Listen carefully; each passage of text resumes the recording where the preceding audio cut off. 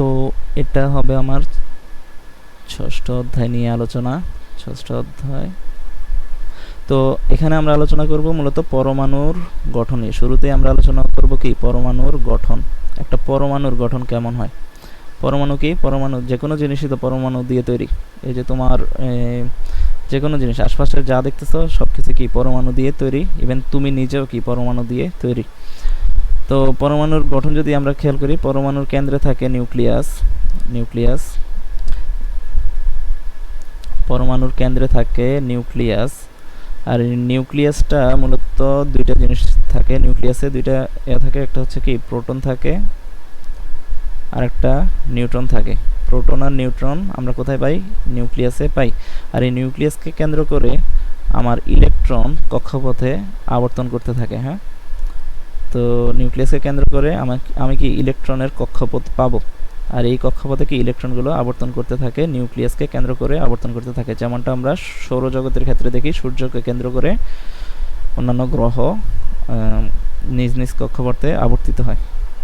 তো এই গেল আমার পরমাণুর গঠন নিয়ে আলোচনা। তো এখন এই কক্ষপথগুলো পরমাণু ভেদে পার্থক্য হয়। হ্যাঁ, যে পরমাণুটা একটু বড় সেটা, বা যে পরমাণুর পারমাণবিক সংখ্যা ইলেকট্রন সংখ্যা বেশি সেখানে আমরা কক্ষপথ বেশি পাবো। যেটার পারমাণবিক সংখ্যা কম সেখানে কি ইলেকট্রন সংখ্যাও কম, তার মানে আমার কক্ষপথের সংখ্যাও কম হবে। যেমন হাইড্রোজেনের পারমাণবিক সংখ্যা 1, তার মানে কি আমার এখানে ইলেকট্রন সংখ্যাও 1, তার মানে আমার এখানে একটা ইলেকট্রন থাকবে। তো একটা ইলেকট্রনের জন্য আমার একটা কক্ষপথ থাকবে, আর মাঝখানে কি একটা প্রোটন আর এই নিউক্লিয়াস থাকবে। হ্যাঁ, নিউক্লিয়াস থাকবে। তো এটা হচ্ছে আমার হাইড্রোজেন পরমাণুর গঠন। তো এরপরে আসি এ নিয়ে কিনা পারমাণবিক সংখ্যা, ভর সংখ্যা এসবের আলোচনায় আসি। তো আশা করি তোমরা পরমাণুর গঠন সম্পর্কে আসলে বলতে পারবে। পরমাণুর কেন্দ্রে থাকে নিউক্লিয়াস, আর নিউক্লিয়াসে থাকে প্রোটন আর নিউট্রন। আচ্ছা, প্রোটন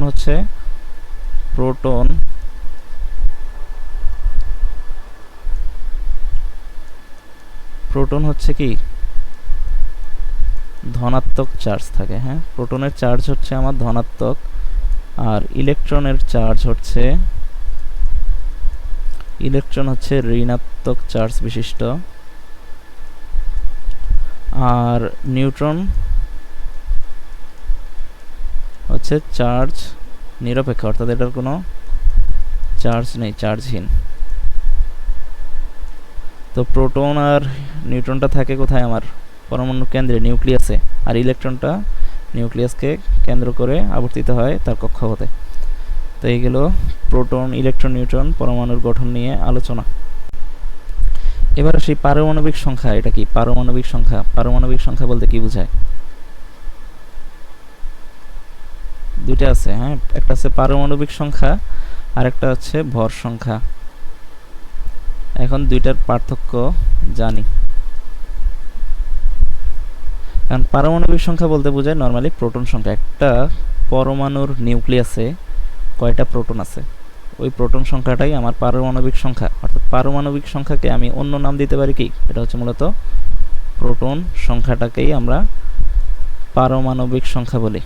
এখন পরমাণুর ক্ষেত্রে প্রোটন সংখ্যা যত হবে আমার ইলেকট্রন সংখ্যাও তত হয়। ইলেকট্রন সংখ্যাও তত হয়। অর্থাৎ প্রোটন সংখ্যা সমান ইলেকট্রন সংখ্যা। ইলেকট্রন সংখ্যা তার মানে আমি যদি কোনো পরমাণুর পারমাণবিক সংখ্যা জানি, তার মানে আমি সেটার কি জানলাম? প্রোটন সংখ্যাটা জানলাম। আর প্রোটন সংখ্যা জানা মানে আমি কি জানবো? যে এটার ইলেকট্রন সংখ্যা কত। ধরো একটা পরমাণুতে যদি 13টা প্রোটন থাকে, বা পারমাণবিক সংখ্যা যদি 13 হয়, তাহলে কি আমি বুঝবো যে সেটার প্রোটন সংখ্যা কত? 13। আর প্রোটন সংখ্যা 13 হওয়া মানে কি, যেহেতু প্রোটন আর ইলেকট্রন সংখ্যা সমান থাকে, তার মানে আমার ইলেকট্রন সংখ্যা কত? 13। আর নিউট্রন সংখ্যা, এখন দেখো প্রোটন, ইলেকট্রন, এটা তো গেল। এখন আরেকটা জিনিস থাকে কি নিউট্রন। এখন নিউট্রনের সংখ্যা আমরা কি এই পারমাণবিক সংখ্যা দিয়ে জানতে পারবো? সেটা জানতে হলে আমাদের জানতে হবে ভর সংখ্যা। কারণ পরমাণুর নিউক্লিয়াসে থাকে কি প্রোটন থাকে আর নিউট্রন থাকে। এখন পরমাণুর ভর বলতে আমরা মূলত এই দুইটার ভরকে বোঝাই। এই দুইটা ভরের, প্রোটন আর নিউট্রনের ভরের সমষ্টিকেই আমরা পরমাণুর ভর বলি। এখন ইলেকট্রনের ভর যেহেতু খুবই কম, এ কারণে ইলেকট্রনকে খুব একটা কাউন্ট করা হয় না, এটা খুবই নগণ্য, এ কারণে এটাকে কাউন্ট করা হয় না। পরমাণুর ভর বলতে মূলত আমরা কি বুঝি? নিউক্লিয়াসের ভর। আর নিউক্লিয়াসে কি কি থাকে? নিউক্লিয়াস কি দিয়ে তৈরি? নিউক্লিয়াসের ভর। পরমাণুর ভর বলতে আমরা কি বুঝি? নিউক্লিয়াসের ভরটা। এখন নিউক্লিয়াস যেহেতু প্রোটন আর নিউক্লিয়াস কি দিয়ে তৈরি? প্রোটন আর নিউট্রন দিয়ে তৈরি। তার মানে আমার প্রোটনের ভর আর প্রোটন আর নিউট্রনের সমষ্টিটাই কি আমার ভর সংখ্যা। প্রোটন আর নিউট্রনের এই সমষ্টিটা হচ্ছে আমার ভর সংখ্যা। এখন যদি আমি কোনো একটা পরমাণুর ভর সংখ্যা জানি, আবার কোনো একটা পরমাণুর পারমাণবিক সংখ্যা জানি, কোনো একটা পরমাণুর ভর সংখ্যা আমাকে বলে দিল, আবার পারমাণবিক সংখ্যাও বলে দিল। পারমাণবিক সংখ্যা বলে দেওয়া মানে কি? পারমাণবিক সংখ্যা বলে দেওয়া মানে হচ্ছে আমি সেটার প্রোটন সংখ্যা জানলাম। তো ভর সংখ্যা বলে দিল, পারমাণবিক সংখ্যা বলে দিল, তার মানে আমি নিউট্রন সংখ্যাটা কি বের করতে পারবো। তাহলে নিউট্রন সংখ্যা বের করতে হলে আমার কি প্রোটন সংখ্যা বা পারমাণবিক সংখ্যা জানতে হবে, আবার কি ভর সংখ্যা জানতে হবে। ভর সংখ্যা মানে কি?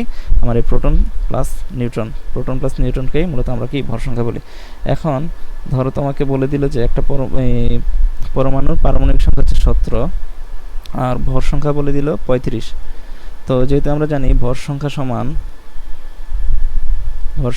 কি পারমাণবিক সংখ্যা প্লাস নিউট্রন সংখ্যা, তো এক্ষেত্রে আমরা কি ইজিলি নিউট্রন সংখ্যাটা বের করতে পারবো। তো ভর সংখ্যা কত বলছে আমাকে? 35, আর পারমাণবিক সংখ্যা বলছে 17, আর নিউট্রন সংখ্যাটা আমাকে বের করতে হবে। তো এক্ষেত্রে কি আমার এই 17টাকে এই পাশে পাঠিয়ে দিলে 35 বিয়োগ 17 সমান কত আসে? 35 বিয়োগ 17 সমান 18। অর্থাৎ আমার নিউট্রন সংখ্যা কত হলো? নিউট্রন সংখ্যা 18। তো এভাবে আমি ভর সংখ্যা আর পারমাণবিক সংখ্যা দেওয়া থাকলে আমি কি নিউট্রন সংখ্যা বের করতে পারবো। তো এই গেল আমার পারমাণবিক সংখ্যা আর ভর সংখ্যা নিয়ে কনসেপ্ট। তো এরপরে আমরা যাব ইলেকট্রন বিন্যাস নিয়ে আলোচনায়। এখন আলোচনা করব ইলেকট্রন বিন্যাস নিয়ে।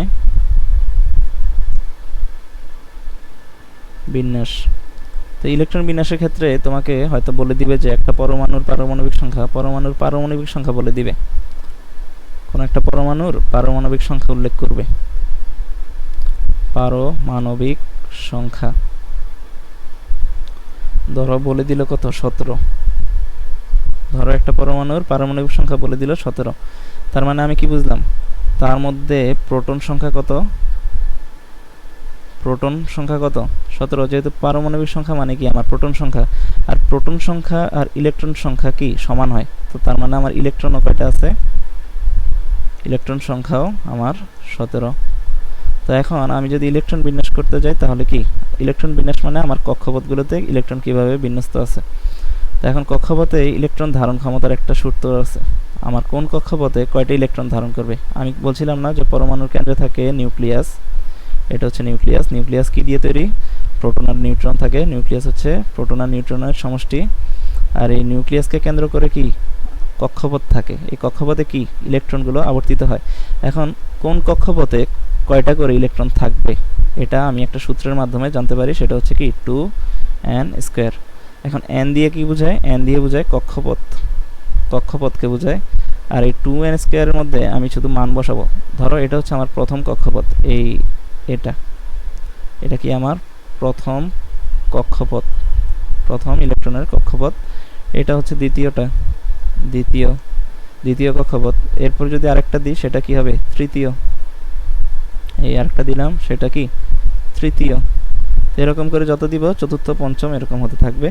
তো এখন আমার এই প্রথম শক্তি স্তরে, এই প্রথম কক্ষপথ বা শক্তি স্তর বলে, হ্যাঁ প্রথম কক্ষপথ বা শক্তি স্তর, এই প্রথম কক্ষপথ বা শক্তি স্তরে কয়টা ইলেকট্রন ধারণ করতে পারবে টোটাল? এর তো 17টা ইলেকট্রন আছে, এই পরমাণুর 17টা ইলেকট্রন আছে। এখন সে কি এই প্রথম কক্ষপথে 17টা ইলেকট্রন ধারণ করবে? না, এখন কক্ষপথে ইলেকট্রন ধারণ ক্ষমতার একটা নিয়ম আছে। যেমন ধরো এখন কক্ষপথে যদি আমি এই n মানে কি বুঝাইছি? কক্ষপথ না, তো 2 এখন প্রথম কক্ষপথে কয়টা ইলেকট্রন ধারণ করবে? 2 × 1² সমান 1² মানে কি 1, 2 × 2। তার মানে আমার প্রথম কক্ষপথে আমার ইলেকট্রন ধারণ ক্ষমতা হচ্ছে 2টা। তার মানে আমি 2টা ইলেকট্রন দিব। এই 2টা ইলেকট্রন তার এর চেয়ে বেশি ইলেকট্রন ধারণ ক্ষমতা নেই। কারণ আমি এই সূত্রের মাধ্যমে আমি জানতে পারি কি, এই সূত্রটার মাধ্যমে আমি জানতে পারি যে কোন কক্ষপথে কয়টা ইলেকট্রন সর্বোচ্চ প্রবেশ করতে পারে। তো এই যে প্রথম শক্তি স্তরে বা প্রথম কক্ষপথে এই সূত্রের মাধ্যমে আমি কয়টা দেখলাম, 2টা প্রবেশ করতে পারবে, এই কারণে আমি 2টা দিলাম। এরপরে দ্বিতীয় কক্ষপথে কয়টা প্রবেশ করবে, দ্বিতীয় কক্ষপথে প্রবেশ করবে, তো আমি এখানে লিখে রাখি 2টা। প্রথম কক্ষপথে 2টা প্রবেশ করছে, দ্বিতীয় কক্ষপথে কয়টা প্রবেশ করবে, দ্বিতীয় কক্ষপথে এবার সূত্রের এই কক্ষপথের কত 2n স্কয়ার, 2n স্কয়ারে যদি n এর মধ্যে 2 বসাই, দ্বিতীয় কক্ষপথ বুঝেছি, তো n সমান কত হবে 2, তো 2 স্কয়ারে কত হলো 4, 4 দুগুণা 8, টোটাল এটা কত 8। তার মানে আমার দ্বিতীয় কক্ষপথ বা দ্বিতীয় শক্তি স্তরে আমার টোটাল 8টা ইলেকট্রন প্রবেশ করতে পারবে, এর বেশি পারবে না। তো আমি 8টা ইলেকট্রন দিয়ে দিব, 2 3 4 5 6 7 8, এই 8টা ইলেকট্রন, এর বেশি আমি দিব না, কারণ আমি সূত্র অনুযায়ী কি জানলাম যে দ্বিতীয় কক্ষপথে আমার 8টা ইলেকট্রন ধারণ ক্ষমতা। এখন তৃতীয় কক্ষপথ, এখন আমার কয়টা টোটাল, কয়টা ইলেকট্রন আমার আছিল টোটাল 17টা, এর মধ্যে আমার কয়টা 1 2 আর 8, 2 যোগ 8, টোটাল 10টা ইলেকট্রন অলরেডি আমি বিন্যস্ত করে দিয়েছি। আমার আর বাকি আছে 7টা ইলেকট্রন, বাকি আছে আর কয়টা 7টা ইলেকট্রন। এখন আমি দেখি তৃতীয় শক্তি স্তর বা তৃতীয় কক্ষপথে কয়টা ইলেকট্রন ধারণ করতে পারে, এটা হচ্ছে 2n স্কয়ার দিলে 3 3 9, 9 দুগুণা 18, অর্থাৎ তৃতীয় শক্তি স্তরে বা তৃতীয় কক্ষপথে আমার সর্বোচ্চ 18টা ইলেকট্রন ধারণ ক্ষমতা আছে। কিন্তু আমার আর ইলেকট্রন আছে কয়টা, এই পরমাণুর ইলেকট্রন আর বাকি আছে 7টা, তার মানে আমি এখানে 7টা প্রবেশ করাই দিব। আমার এখানে ধারণ ক্ষমতা ছিল কত 18, কিন্তু আমার কাছে যেহেতু আর 7টা অবশিষ্ট আছে, তো আমি 7টা দিব, 1 2 3 4 5 6 এই 7, হ্যাঁ 7টা ইলেকট্রন।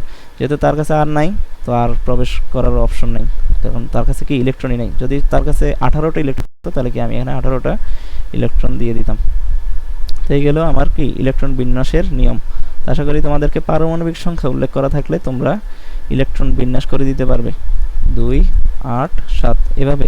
এখন ইলেকট্রন বিন্যাস অনেক এই চিত্র আকারেও দেখানো যায়, আবার কি যদি চিত্র আকারে বলি তাহলে কি চিত্র সহ দিবে, আর যদি বলি যে এমনি তাহলে কি 2 8 7।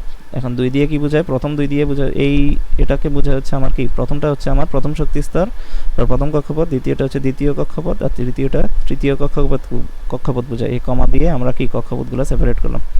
প্রথম কক্ষপথে 2টা ইলেকট্রন, দ্বিতীয়টাতে 8টা, তৃতীয়টাতে 7টা ইলেকট্রন বিন্যস্ত হয়েছে। তো এই গেল ইলেকট্রন বিন্যাস নিয়ে ধারণা। এরপরে আমরা আসবো যৌগ গঠনের বিষয়টা নিয়ে।